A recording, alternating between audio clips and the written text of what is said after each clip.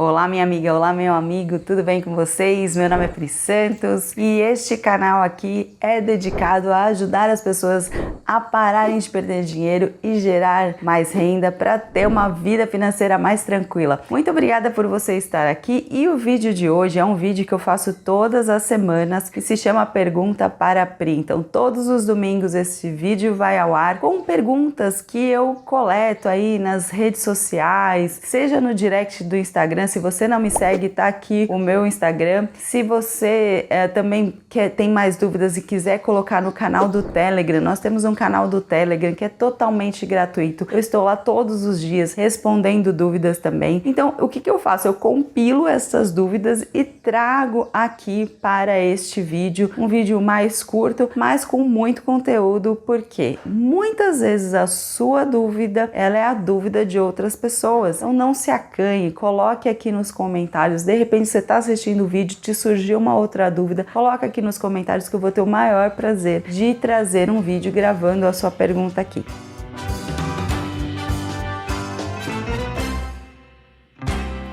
Então vamos lá, começando com as minhas anotações. Vocês já devem saber que eu sou a pessoa do caderno, então eu tenho aqui anotado. Uma dúvida muito interessante que me surgiu essa semana.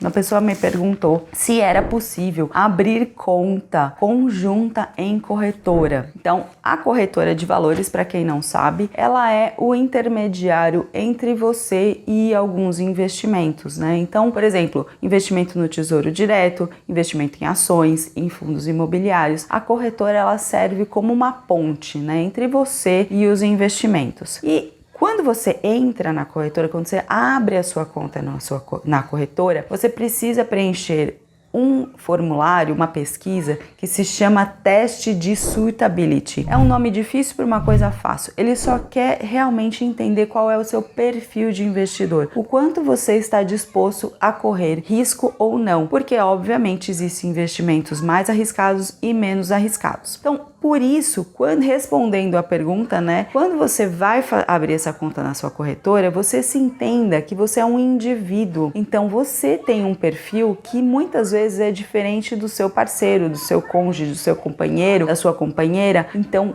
não faz sentido ter uma conta em conjunto. Não sei se mais para frente eles vão abrir essa possibilidade. As corretoras não querem correr o risco de repente, você investe em ações e o seu marido morre de medo, não quer investir em ações e aí existe um conflito. Além disso, muitos investimentos, como por exemplo as próprias ações, fundos imobiliários, eles são atrelados ao seu CPF, né? É como você fosse o dono de um pedacinho de uma empresa, você é dono de um pedacinho do fundo imobiliário. E isso não dá para ser compartilhado. Então, por isso que as corretoras não abrem contas conjuntas. As contas são individuais, obviamente dentro do seu patrimônio. Quando você, se acontecer alguma coisa, for separar, vai juntar tudo e dividir tudo, isso é uma outra questão. Mas individualmente você abre a sua conta na corretora, sua esposa abre a conta na corretora, seu marido abre a conta na corretora e cada um investe naquilo que acredita que faz mais sentido para o seu perfil de investidor. A próxima pergunta também é muito interessante e é uma coisa que eu vejo com recorrência, né, nos comentários, nas pesquisas que eu faço. Como é que eu perco o medo de investir? Bom, vamos lá, primeiro entendendo que o medo, ele é uma proteção natural. Todo mundo tem medo em diferentes níveis. Tem gente que tem mais medo, tem gente que tem menos medo, gente que pula de bungee jump, gente que não chega nem perto da ponte, assim, da gradezinha da ponte, como eu.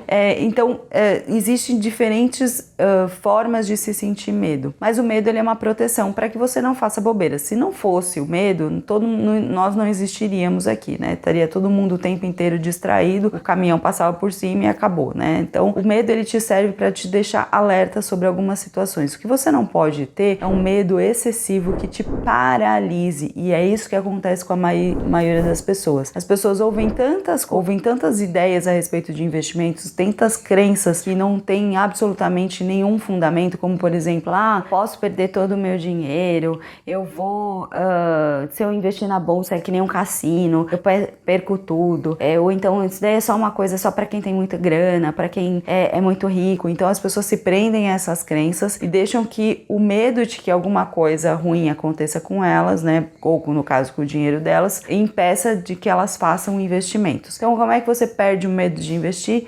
Entendendo no que você está investindo. Você nunca investiu na vida, aí você vai começar a investir em criptomoedas. O que pode acontecer? Você realmente levar um baita de um tombo. Então não faça isso, comece pelo básico, faz o arroz, feijão bem feito. E uma coisa que é muito louca, né? Porque as pessoas não têm medo, por exemplo, de fazer um financiamento de 30 anos de um apartamento e tem medo de investir. Não faz muito sentido. É uma contabilidade mental que a gente tem aí que não tem nenhum senso. Não tem perigo de investir desde que você saiba onde você está investindo e desde que você saiba o que você está fazendo. Pense primeiro quais são as suas metas, para que você quer esse dinheiro, qual é o objetivo do seu investimento, estude um pouquinho e faça os investimentos, porque não é um bicho de 7 cabeças, não é para sair correndo descabelada, tipo eu estou descabelado, buscando aí justificativas para você não investir. Tire o medo de lado, invista de forma consciente, você vai ver que só pode dar certo.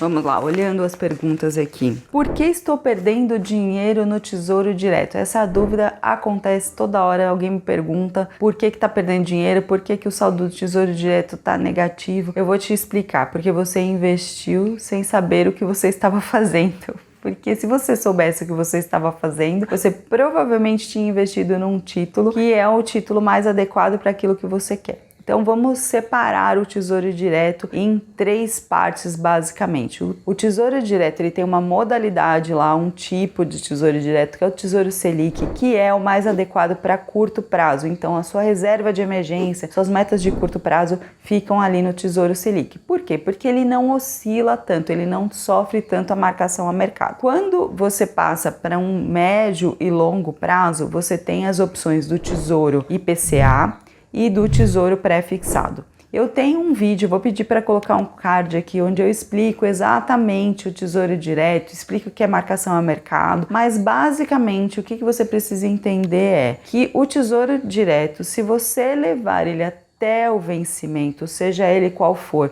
2035, 2045, 2025, 2027, você não perde dinheiro. Seu dinheiro está lá, sua rentabilidade está garantida de acordo com o que você contratou. O que você perde dinheiro é se você resgata isso antes, e você só perde quando você realmente pede para resgatar. Só olhar lá no site da sua corretora, no seu aplicativo, no site do Tesouro Direto, não significa que você está perdendo dinheiro. Significa que se você naquele momento tomar a decisão de fazer o resgate, sim, você pode perder dinheiro. Então como é que você faz? Não resgatando, né? E esperando você ter um momento mais favorável, ou então deixando para resgatar lá só no final do título, só quando terminar, quando tiver o vencimento. Então nada de se desesperar, só se realmente, eu preciso desse dinheiro, tô com uma emergência, aí você vai ter que tirar, vai acabar perdendo dinheiro mesmo, né? Mas por quê? Porque você, por exemplo, colocou no Tesouro IPCA uma reserva de emergência, o que não é o mais adequado a se fazer. Vamos lá para mais uma pergunta então. Agora é hora de investir em cripto?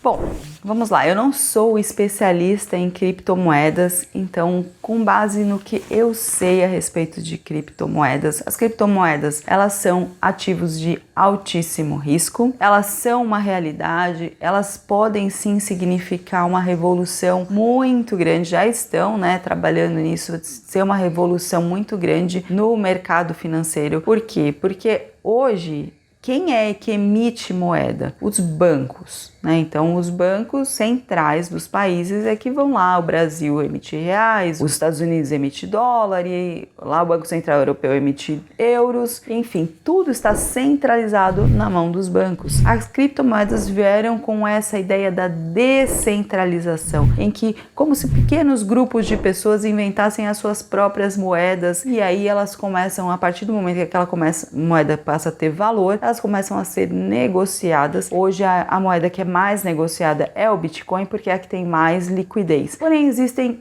N fatores por trás das criptomoedas que fazem com que elas sejam muito voláteis, elas não estão um mercado estabelecido ainda. E o que eu sempre reforço, quando um assunto está muito na mídia, gente, é porque provavelmente você já perdeu a hora, você perdeu o bonde, né? Você perdeu o bonde de fazer o investimento na hora certa. E qual é a hora certa? Quando ele está em baixa, quando ele está com um valor menor, então agora elas estão super valorizadas. Quer dizer que isso vai estar assim para sempre? Não, né? Então, se você quer aprender a investir em criptos, estude. Existem várias pessoas super conceituadas que falam de criptos, né, que falam do futuro das criptos. Eu sugiro 2 canais que são bem sérios, que é o do Augusto Bax e do Fernando Ulrich. Eu vou deixar os links aqui na descrição para quem realmente quer aprender com pessoas sérias, né, pessoas que estão há muito tempo falando de criptomoedas e não estão falando agora porque está na moda.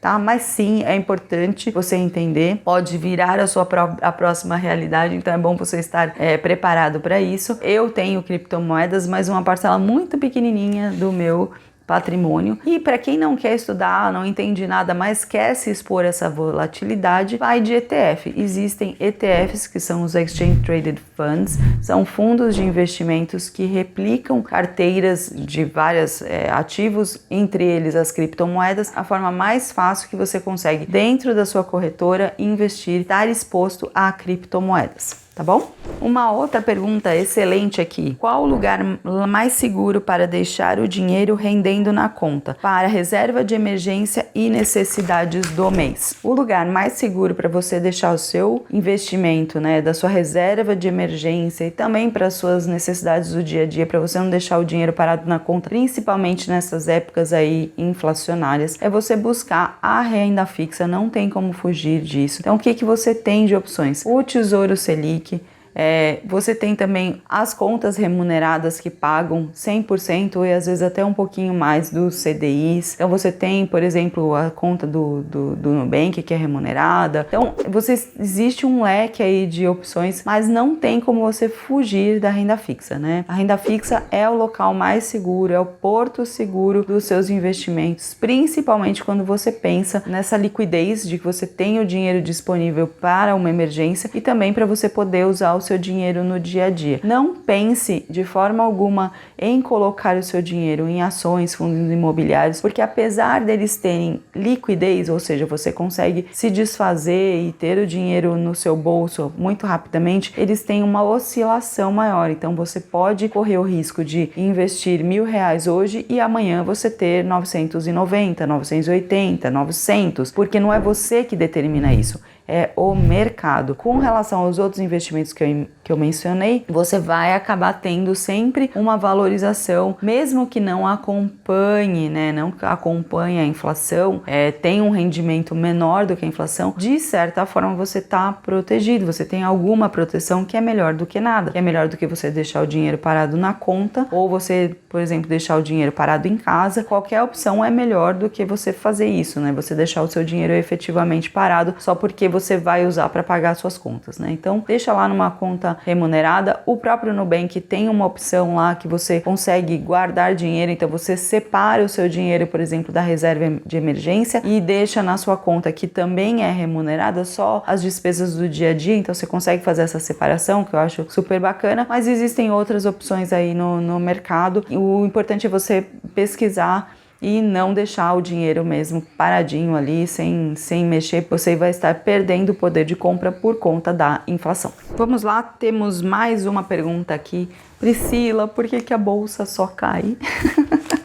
Gente, a bolsa não só cai. Ela tem os períodos de alta, períodos de baixa, períodos de andar de lado, ficar andando de lado, nem sobe nem desce, porque isso é o mercado. Quem determina esse movimento da bolsa é o mercado, e o mercado ele é influenciado por muitas variáveis, né? Então nós temos variáveis externas, como por exemplo a inflação mundial, que é algo que está pesando muito, né? Está gerando muita preocupação. A nova variante Ômicron também, que traz preocupação dos mercados se fecharem novamente, de ter que fechar as fronteiras, etc. E internas, né? Nós temos preocupações internas, que é a nossa questão da dívida fiscal, né? De todos os imbrólios que existem aí no governo. E o mercado, ele não gosta dessas incertezas, né? Quando eu falo mercado, a bolsa de valores, não só aqui no Brasil, mas em qualquer lugar do mundo, ela não gosta de incerteza. Ela gosta de que, por pior que seja o cenário,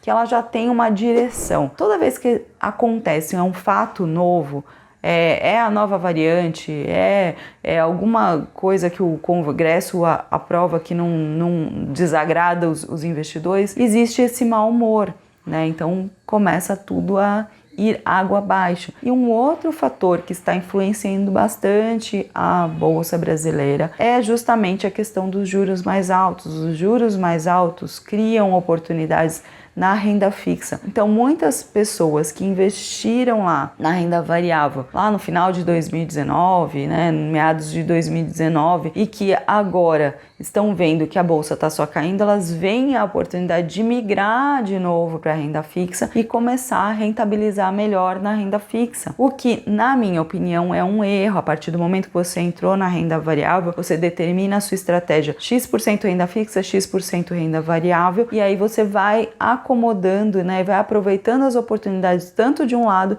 quanto do outro, né? Você tem aí ações, fundos imobiliários que estão sendo negociados de muito barato, e você tem, por outro lado, as possibilidades na renda fixa de ter uma rentabilização maior com segurança. Então você vai fazendo um combinado, mas o que acontece é muito uma migração, e aí quando existe essa migração, as ações, fundos imobiliários, eles naturalmente caem porque existe menos demanda, porque o mercado nada mais é do que oferta e demanda. É um lado puxando na compra, outro lado puxando na venda. Quando o lado comprador puxa com mais força, a bolsa sobe, ou seja, tem mais gente interessada em comprar ações, fundos imobiliários. Quando o lado vendedor puxa a corda, a ação cai, né? Quando ele tá vencendo esse jogo, as ações, a bolsa cai. Por quê? Porque tem menos gente interessada a correr risco. As pessoas começam a vender para fazer outras coisas, para fazer outros investimentos.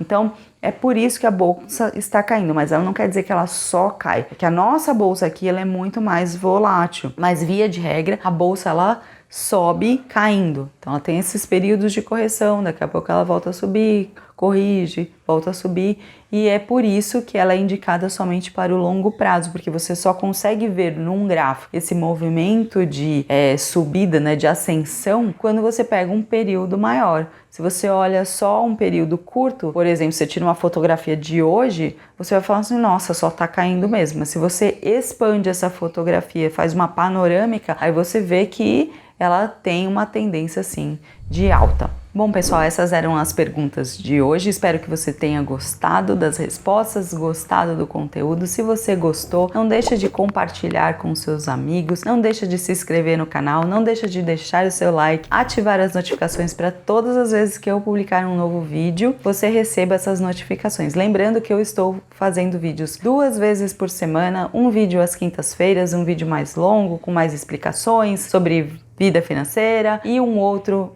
que é este aqui do Pergunta pra Pri. Você pode mandar as suas perguntas, coloca aqui nos comentários, porque aí você vai retroalimentando este canal, fazendo com que eu traga cada vez mais conteúdos que são relevantes para você. Então é isso, e a gente se vê no próximo vídeo. Tchau, tchau!